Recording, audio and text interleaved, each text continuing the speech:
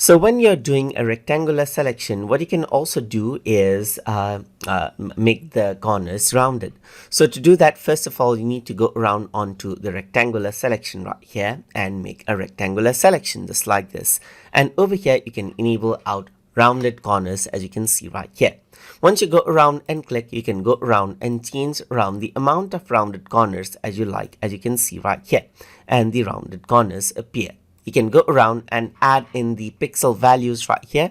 Let's say, for example, I'm going to go around and say 20 over here, just like this, and then press enter. Then there's 20 pixels of rounded corner right here. Similarly, you can go around and then click and drag this out right here as per how you like to change around the rounded corner values. So once I do that, if I were to go around and then let's say, for example, Control C and Control V it, that is copy and paste it, and if I were to move it, you can see that the rounded corner selection is in effect just like this.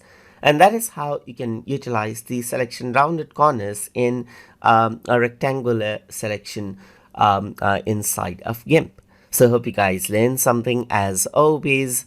And as always, please like, comment, share, and subscribe.